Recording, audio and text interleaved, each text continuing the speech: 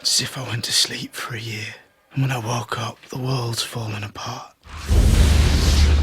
There is tremendous clamor for revenge, especially in the wake of the Red Wedding.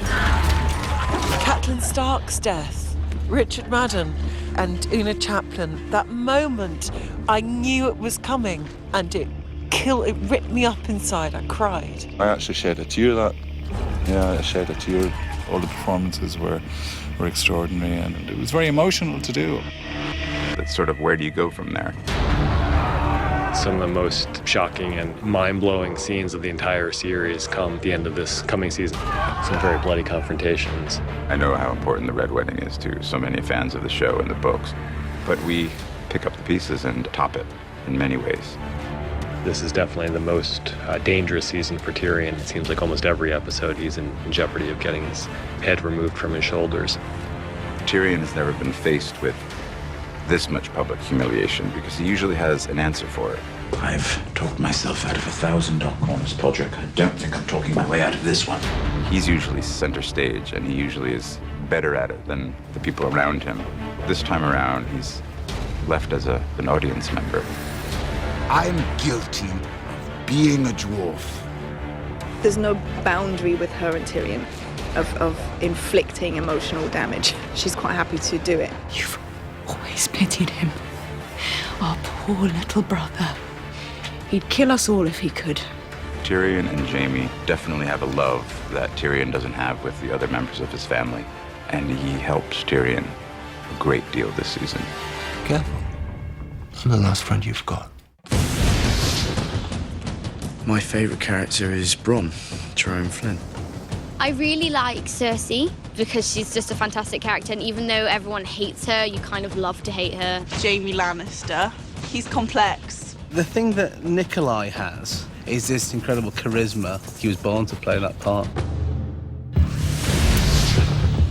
Oberyn Martell is the one wild card. I would describe Oberyn as a deeply passionate person. I think that he's very, very dangerous, but he's also good. I think Oberyn's feelings for the Lannisters go beyond disdain and then to hatred. Why did you come to King's Landing, Prince Oberyn? I was invited to the royal wedding. The Lannisters are the only ones who pay their debts. He uses the invitation to the wedding to come and seek out what he really wants, and that is vengeance. Joffrey. Joffrey's a wee prick. Mummy's boy, a bully. He's got nice eyes. I feel like Jack, the actor, has an abundance of redeeming qualities. I feel like Joffrey, the character, less so.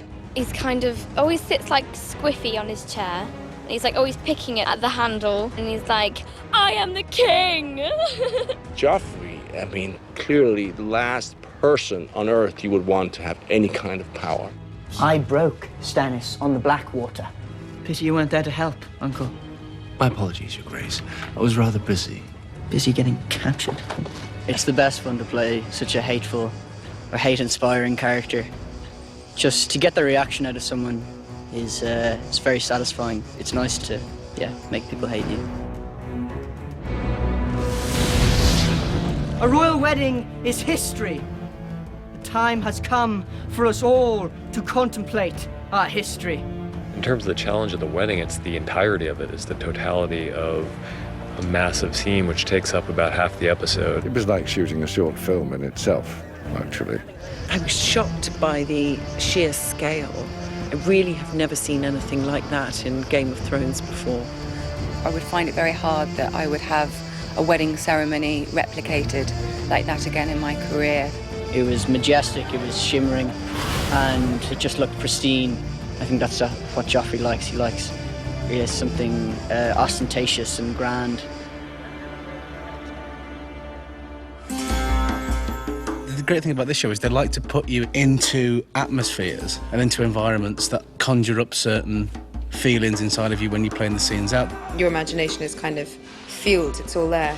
My throne room is a mini tropical version of a Westeros throne room. That set is unbelievable. I walked in and was like open-mouthed for a good 10 minutes. Very intimidating. And Amelia's lovely, but you kind of look up at them and it's kind of frightening. She's exploring what kind of a leader she could be. How can I rule 7 kingdoms if I can't control a single city? The cities that Dany has previously liberated are beginning to revolt because it's all well and good going in and cutting the tie and seemingly breaking people free, but if you don't leave them with any kind of a structure or any kind of a commander who shares the same morals and views as the person who liberated them, then it's a free-for-all. They can live in my new world, or they can die in their old one. When the dragons were first born, they were adorable little babies and completely devoted to their mother, and they couldn't even eat without her. With each season, they grow, and with each season, they become a little bit more dangerous. And now they're at the point where they're not babies anymore. They are outgrowing the restrictions that she's placing on them.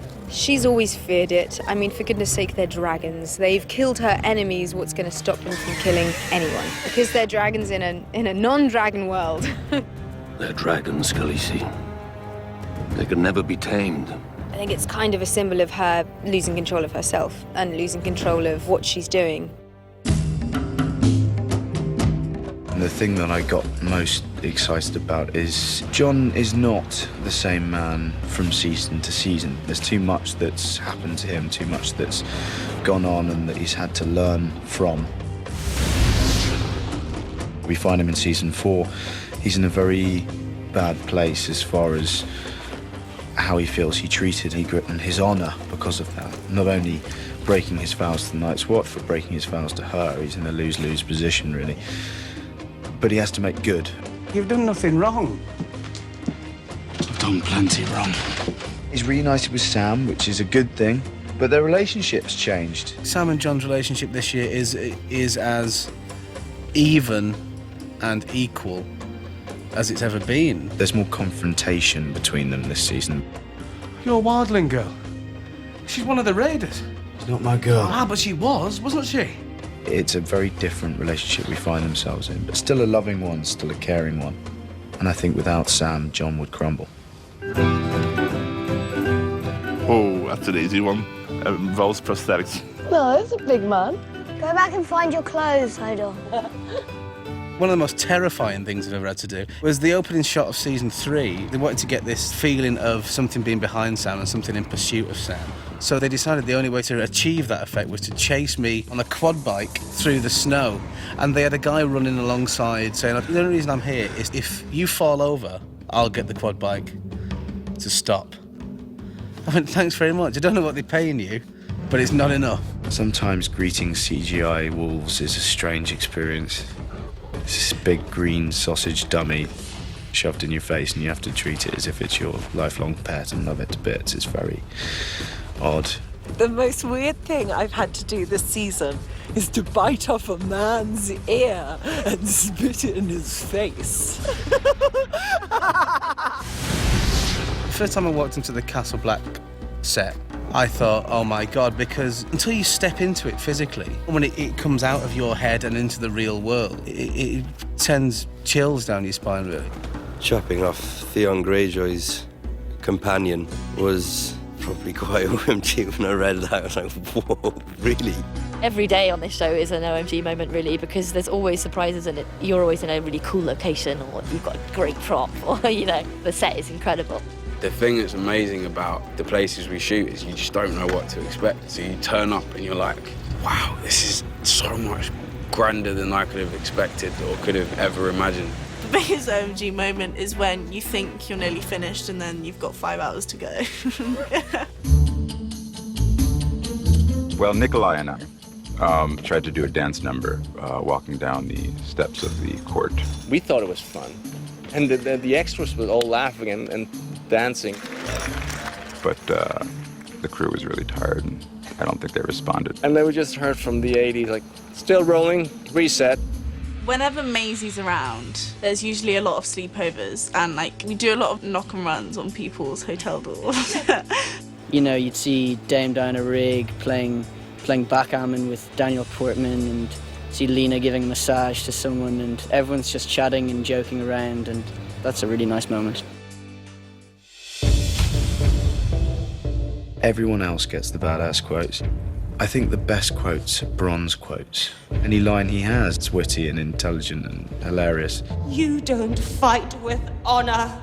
He says, no. He did. Okay, well, there was that scene where he said, Hodor. Hodor? Hodor. Hodor. That was definitely a badass one. I think it would be when Ygritte's head is on that rock. Strike hard and true, Jon Snow. I'll come back and haunt you. Oh, that's a great line. Well, there's one this year when she's talking about nothing. Maybe nothing is worse than this. Nothing isn't better or worse than anything. Nothing is just nothing. I think that makes you really think about all the different characters and it kind of puts things into perspective. Oh, Dracarys. Dracarys. Definitely. I believe that's probably the most badass quote. I think Maester Luwin. He was very much a father figure for Bran, and to not have him, I think, is probably a disadvantage to Bran. You Rob and Catelyn. So hard. The big one that set the whole tone for Game of Thrones being known for a show where no one is safe was Ned Stark. And that completely shocked me.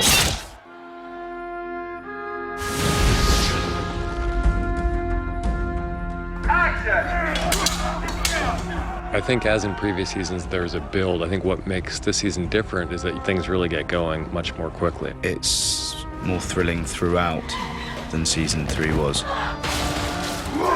There's definitely objectively more action, and there are a whole lot of things on the production front that we've never done before.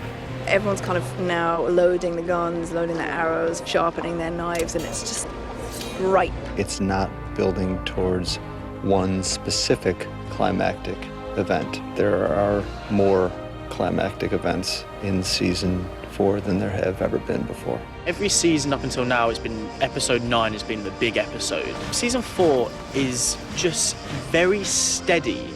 The stakes are higher throughout the season than they have been before. This season, the story just gets more intense. Some really juicy mental storylines. And it's just really exciting. The button's pressed and the accelerator is firmly to the floor here. There's a lot of action. The good guys are coming back this year, and that's nice to see. Yeah, we're making a stand. We hope people, when they come out of the season, will feel that the impact of the season as a whole would be even greater than the impact of the previous season. There are so many quality shows on television that I love and admire, but I don't think there's one with the scale of Game of Thrones in terms of the size of the cast, in terms of number of countries we shoot in, and who else has dragons, really?